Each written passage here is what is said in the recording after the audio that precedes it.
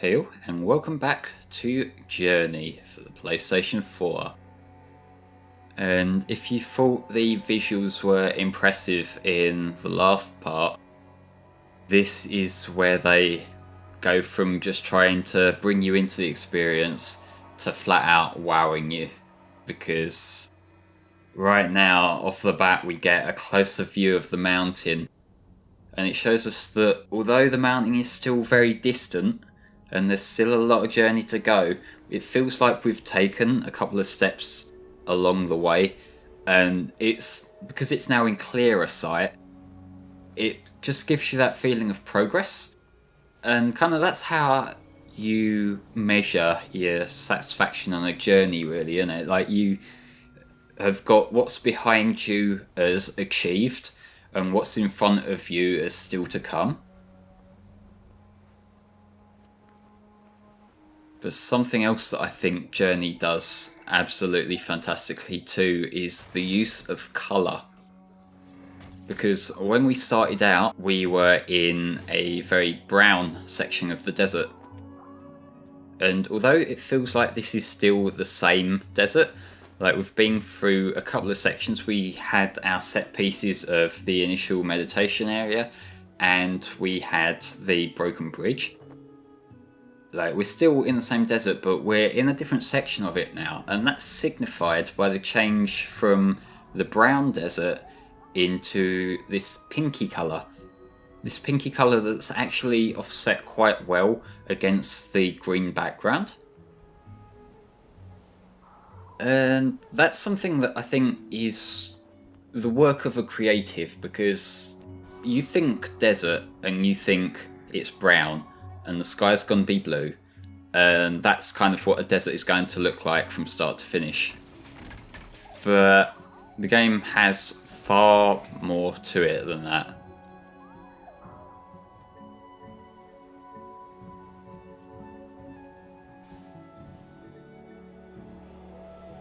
But yes, we are also, along the way, we're encountering new beings. And I think this is something else that's very open to interpretation.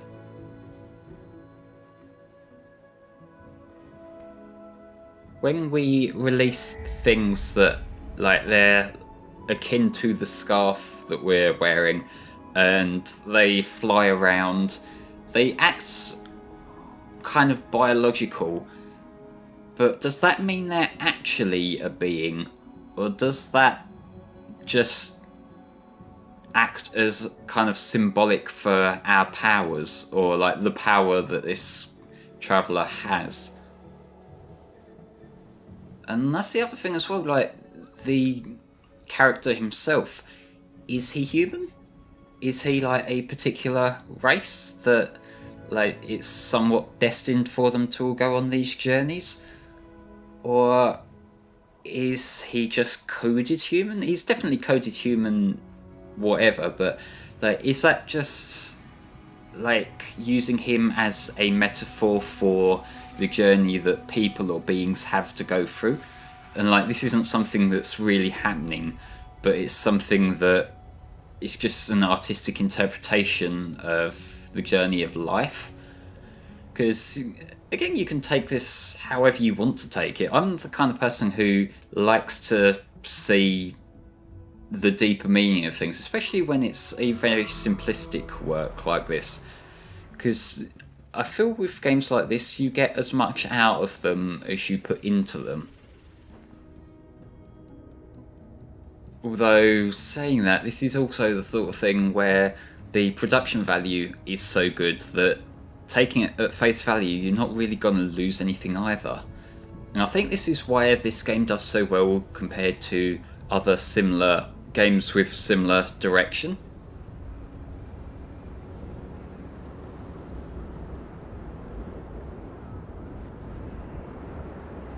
And Matthew Matosis did a video essay a little while ago that actually hits the nail on the head, where he compared this to Dear Esther by the Chinese Room. And I will say flat out that I do like Dear Esther as a game. I think it's has its own message to communicate, and I think it communicates that message well. again, is ambiguous, but this game, because it's so simplistic, it doesn't have to tell us anything.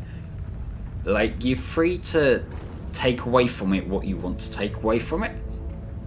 Whereas with a game that's more telling you things, like more story driven, explicitly so, that is more a case of if you like the story or if you like the world that they're telling you about, you'll like it, but if you don't, then you'll get nothing from it. Whereas Journey doesn't have that problem.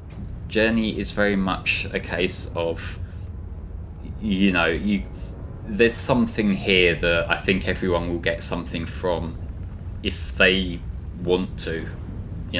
It's quite a complex thing to explain, and I realise I've probably gone back on myself a little bit there. But yeah, I am a sucker for these kind of games, and when I see one that's done incredibly well like this game, it's just, I'm in my gushing mode, But this game was developed by That Game Company, and That Game Company have some other games with similar ideas behind them under their belt. They developed Flow, which is a game that I believe it was originally a Flash game, and there were PlayStation ports later down the line.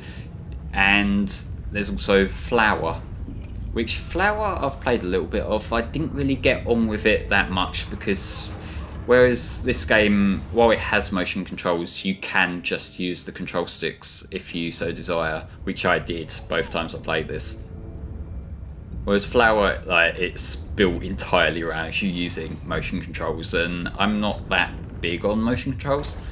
And then Flow as well. Flow is even more so. I played a few minutes of Flow and I just could not get on with it at all.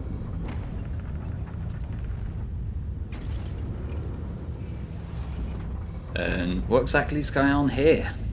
Because those guys that we were rescuing earlier, or whether it's rescuing or embracing, that's something else that's open to interpretation. But it does look like they're trapped in there by the fact that there's that one on the outside who's he's sort of flinging himself around almost like he's concerned. Again, that's an interpretation thing. That might not be that. That might be just a tool to guide you in the right direction. I like to see it as both. I think that it kind of combining both a narrative piece with a gameplay prompt is actually pretty smart.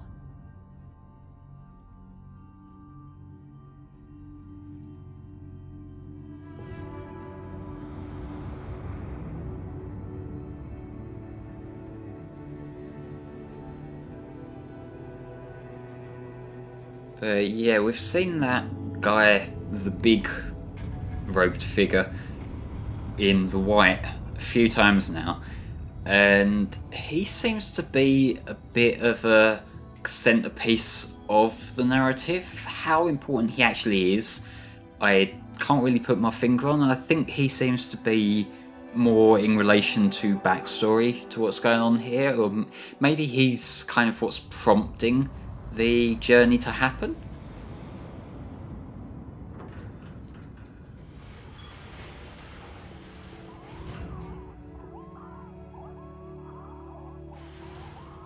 But we've freed all of these guys, and they may well end up coming in handy for us throughout the game, because we saw a little bit already, they give you a bit of a boost, but when they can carry you like this, they're the things that move you along. And again, it's another sort of set piece along the way with a journey. So far we've had the initial opening where we got the first shot of the mountain, then we got the broken bridge, and now we've released these guys. I didn't really talk about it at the time, but we were also ascending that tower where they were all kept. And can I just say, this chapter is absolutely gorgeous. Where the first few chapters were just bringing you into the experience, showing you the kind of journey you're gonna be setting out on, this is the chapter where it's here to amaze you. with, again, the use of colour. It seems like we're graduating from the pink of last chapter, and it's like gradually becoming more and more of like a very strong goldy bronze. It's like very grand. But as we come through here, you can see the depth here, and this sort of establishment, that it's a very lonely establishment, aside from these things flying through the wind. But it's definitely an establishment, and it feels much more densely packed than the opening desert at the start.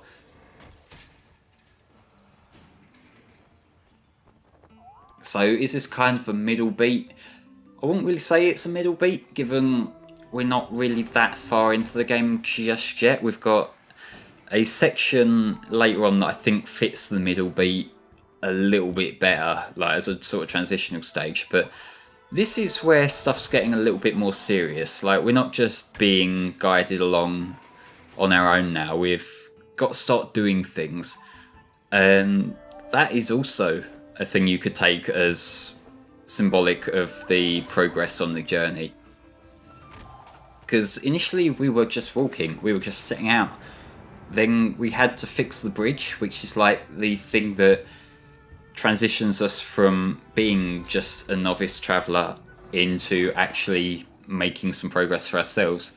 And now we've got to start doing some slightly more complex stuff. We've got these new friends that we're making along the way, which I think is kind of done in a way that it's ambiguous as to what they are, but we still have that kind of relationship with them as though they're like partners or friends, given as a gameplay mechanic they lift us up. Like here, they're the ones that are helping us fly over this. If you saw when we first landed here, we couldn't make it over without them. Like, a few of them went ahead. And so it showed that we do need this assistance. We can't just continue the whole journey on our own. But this is kind of like if Sand Hill from Sonic Adventure was done in a way that wasn't a corny Dreamcast thing.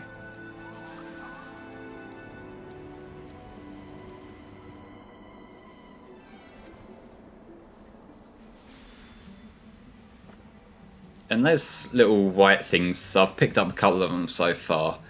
They seem to be there to give you a little bit of a boost, like so you can make some jumps without needing those guys in your immediate vicinity.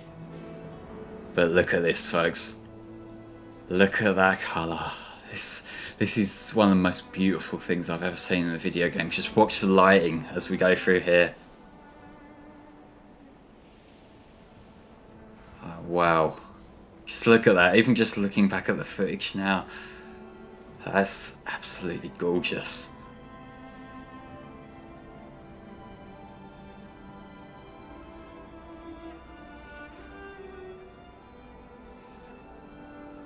And I think there's this subtle little contrast there in the sections that have the light reflecting off them compared to the shade sections.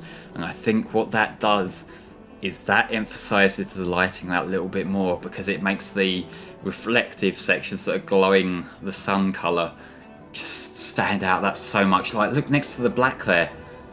This game, it doesn't have very distinct blacks, but it's dark enough that it makes the contrast look so good. And we're gonna jump.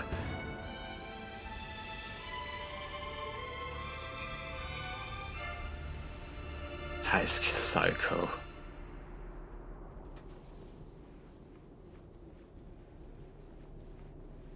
When these games are described as like experience games, I think little sections like that tip off exactly what people mean. That just experiencing that for myself, I'd already seen that in a video ahead of time before playing the game for myself, but just playing that and being the one controlling this robed being throughout such a fantastically gorgeous environment, that's powerful.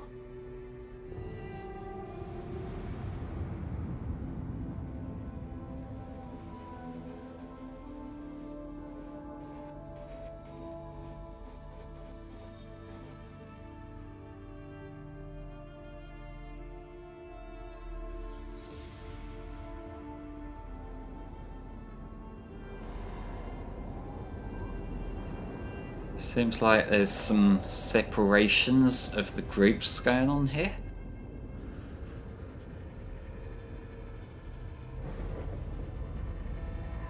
And you could interpret like the thundercloud effects as being like maybe foreboding in a way. It does do quite a good job of tipping us off that there's gonna be some hardships ahead. I'm not gonna spoil what they are because they're so gorgeous. But ladies and gentlemen, join me next time where we'll be going through the 5th and 6th chapters of Journey.